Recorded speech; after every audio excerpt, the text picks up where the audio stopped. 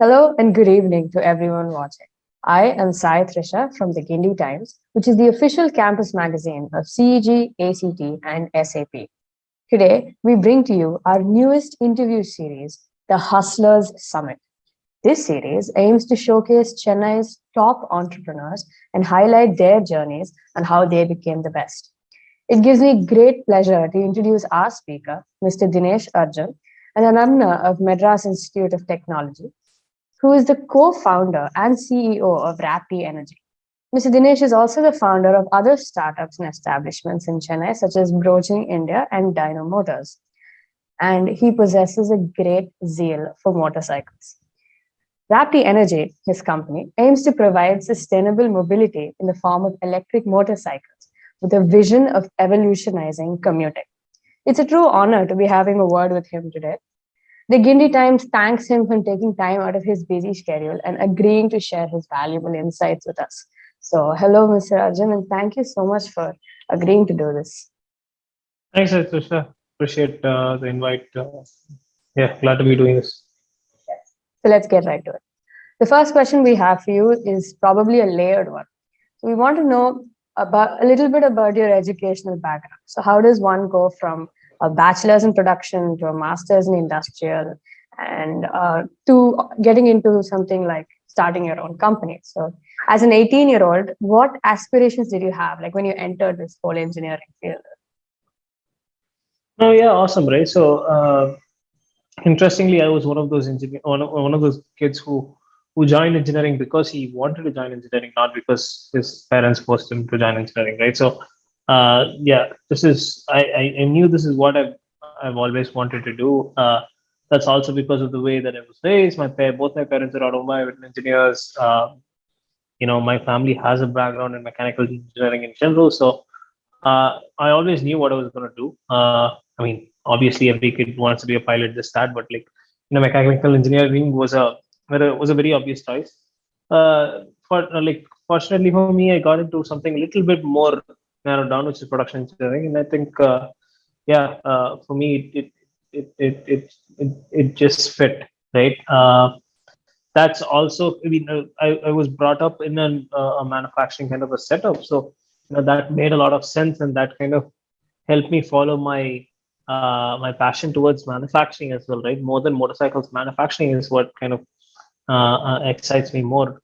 The way you mass produce products, right? Whether it's mechanical products, electronics, or whatever. Yeah. That's amazing. So, we did go through your LinkedIn and we saw that you worked at Tesla. Could you talk to us about that experience? Did working there act like a sort of guiding light to your passions for electric mobility? Was that the sort of reason why you picked it up? Or? No, 100%. So, yeah.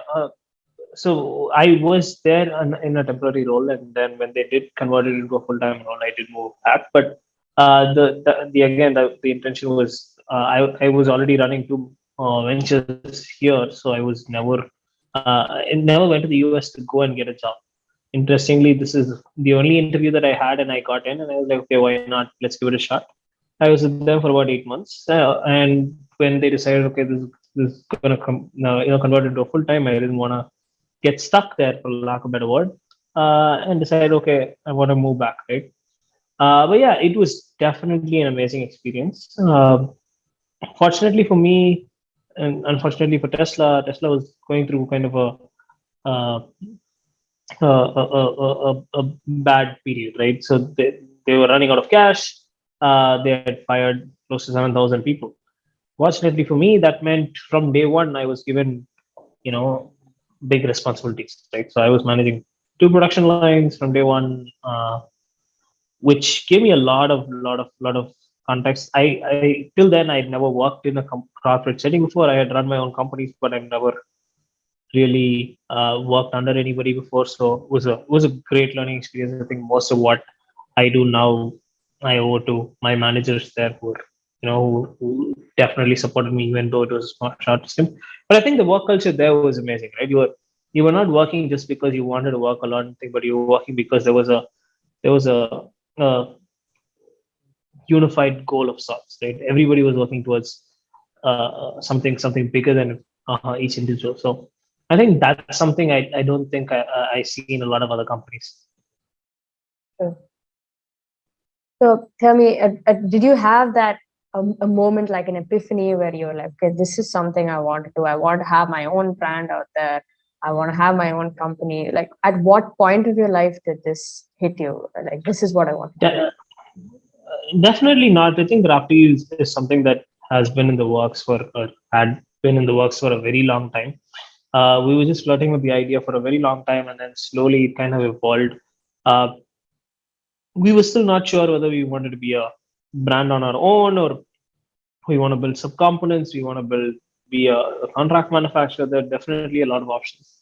And over the last 2.5 years, we've definitely gone back and forth on different ideas as well. So uh, I don't think it was I wouldn't say I don't believe in epiphanies. At least this just wasn't an epiphany.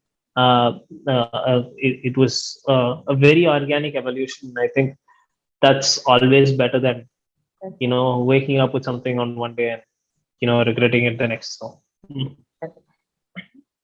This one is rather a generic question, but I think it's kind of impactful. Is when someone asks you, like, what is the inspiration behind your company?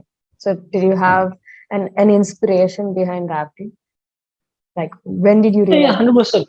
Sorry. Go No, so in terms of inspiration, right? So I think uh, see, motorcycles have not rather yeah, motorcycles have not evolved in any sense in over a long period of time, right? You look at your phones do just more than just calling it a phone is an understatement, right? A phone does more than just uh, you use it for more than just calling other people, right?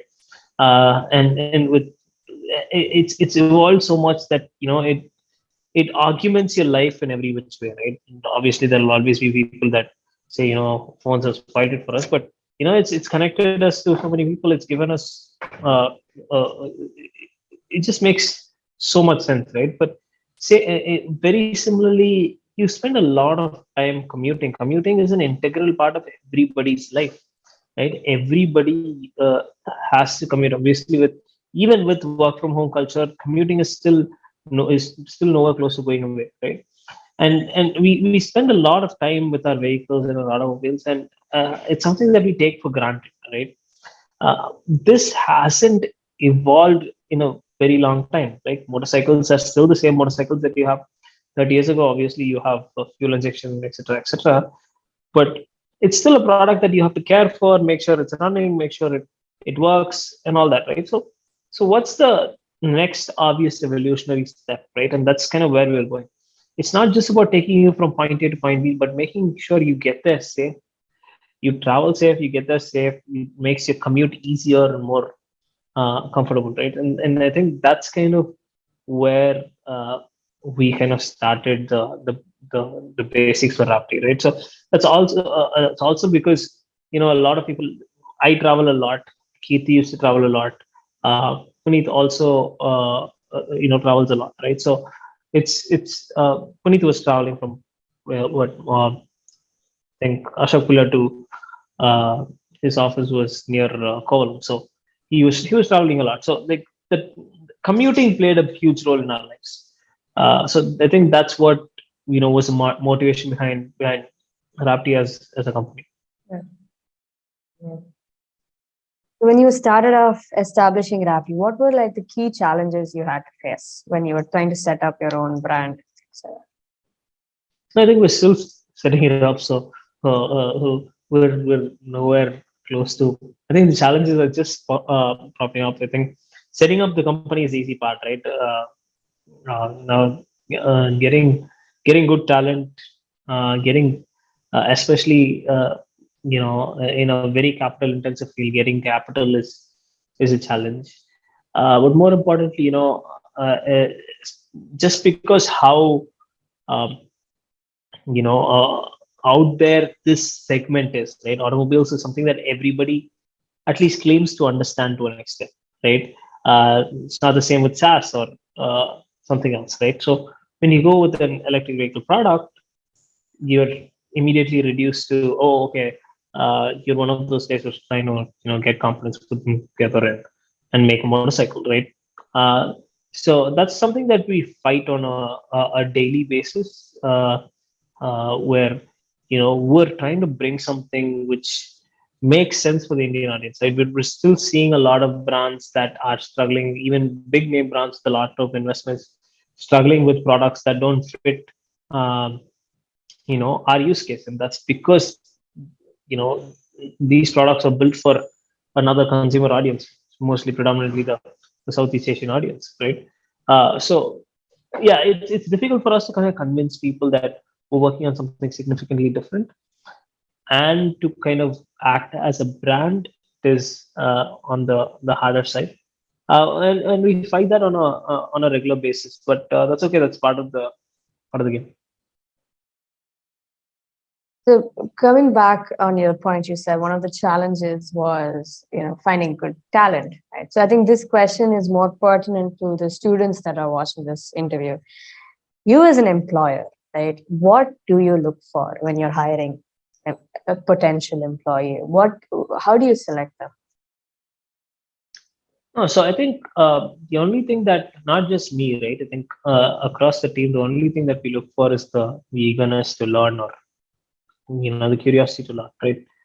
That's all one requires, right? And even on day one, when we do orientation for our, whether it's going to be a full timer or an intern, doesn't matter. The first thing that we say is that everybody in the company, or every day you spend in the company, you need to learn something new. You need to make sure you're upskilling yourself every single day. Only if you are learning something do you see value in being here, and only then will you do more work. Only then it's more productive for the company, Mhm. right? So it's important to be selfish, is what I generally say, right?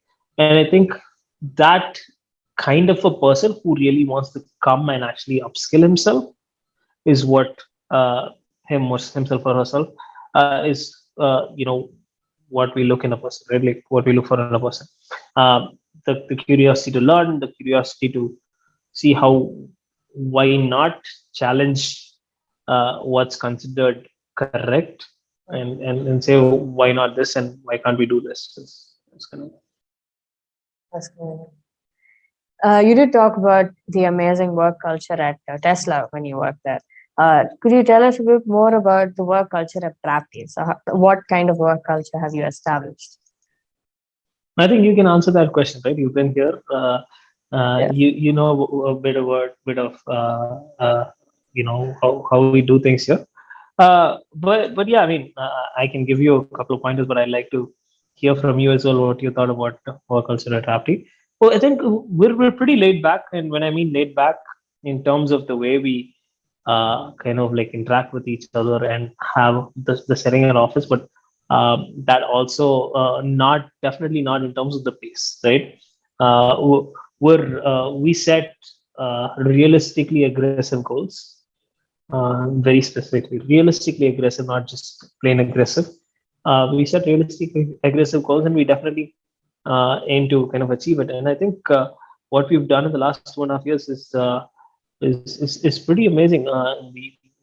Considering the amount of work has gone through, and the number of people that we've had. Um, I think the work culture, right? Everybody has their own ownership of a product. Like, let's say if it's a battery management system, there's a team that kind of owns it and delivers it. No, I'm going to make this product better than any other product that's uh, you know that's adaptive. So yeah, I think we've got something really good and really casual going on. There's no hierarchy as such. Everybody's accessible to everybody, and everybody's voice is heard, right? And that's not because it's equality. All that is there, but it's because that's how you learn. Everybody has different perspectives. It's very human to kind of like uh, be narrowed down on one thought just because of the way that you're doing things, right? So if even if there's somebody coming in from a different discipline, they give you a couple additional ideas on how you can approach it. Might not always be right, but might give you the inspiration to try out something new, right? So Yes, absolutely. I mean, if there's one thing I can say about interning at Rapti was coming to work didn't feel like coming to work. It felt like, exploring. It was exciting. Get to learn new things. And so it's got a pretty good work culture to whoever would be watching it. awesome. Nice, nice Uh, one. We'll almost wrap this up. I have only two more questions for you. Uh, so knowing what you know right now, right? Is there anything you would have done differently if you when you were like first starting out? With Rapti, no, I think I'm definitely learning a lot of things. Could I have done anything differently? Yeah, there's a lot of things, right? Like learned a lot of things the hard way. Where we could have spent, how we could have, done management better. But you know, it is a learning process. So there are a lot of things that I would improve on, and I think that's what experience is, right? If you were to ask me if I have any regrets on how I've done things, I probably say no, like not on a higher level. Obviously, there are small mistakes that we've done we could have avoided, but that's kind of the deal. You learn something, and then the next time you make sure you don't repeat your mistakes, and that's how you become better as a company, right? You pull somebody up from their misery and say, okay, dude, this happens, mistakes happen, right? So yeah, if that answers your question. So it does, yes. And the last question is, what advice we ask this to all our interviewees. So what advice would you give to someone who is trying to become an entrepreneur? They could be a working professional, they could be a student who's just curious about it.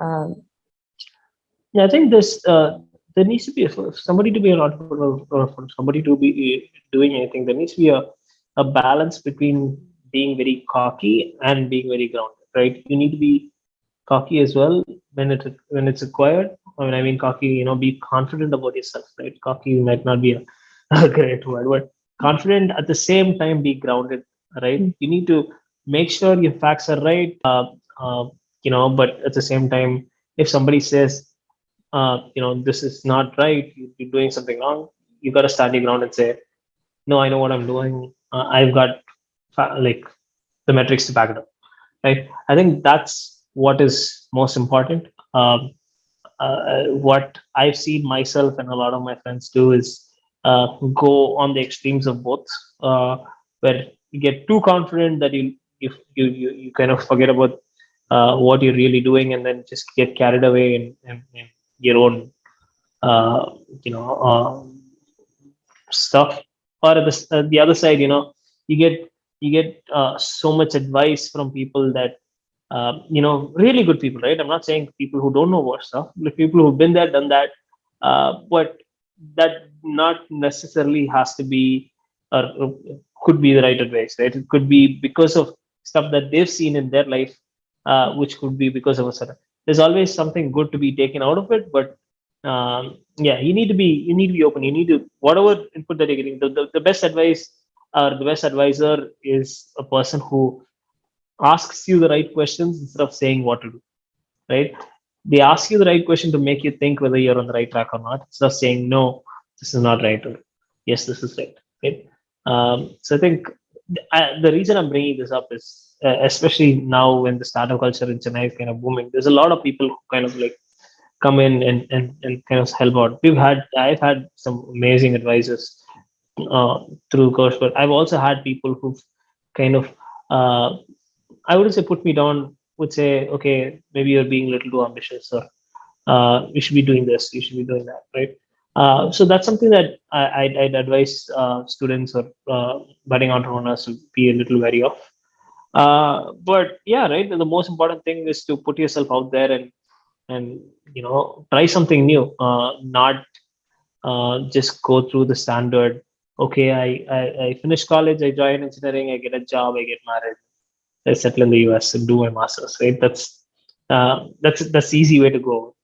Well, like, what are you doing something? How different are you? And definitely today there are just so many options that if you're really good at what you do, you can make as much money working in India than working in the US. So you don't even have to start up, right? So there's definitely a lot of potential. But yeah, you have to kind of go out there and try it out for yourself. Absolutely.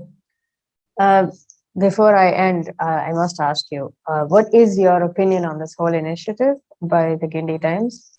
We ask all our interviewers this question. No, I think it's really good. I'm not still sure how you guys plan to distribute the material, but I think, um, yeah, if you were to ask me a suggestion, a more interactive session would maybe going through would make sense. But I think this is more of a since it's Guindy Times, it's more of material than an interactive session, right? But I think it's definitely really good.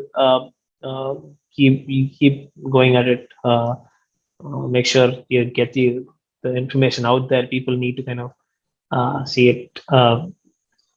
We'll probably after you guys will probably have to gamify it a little bit more, make it a lot more fun because people are looking at Zoom calls and YouTube videos all the time already, so they might be a little, hesitant to watch another YouTube video. But yeah, Well, we that's definitely hope that this one will reach the masses. awesome, awesome, yeah, Yes. awesome, Sayitrisha. Thank you. Yeah, Thank you so much again from taking time out of your busy schedule for doing this for us. Thank you so thanks a much. lot. Thank you so much for inviting me. Yeah, appreciate it.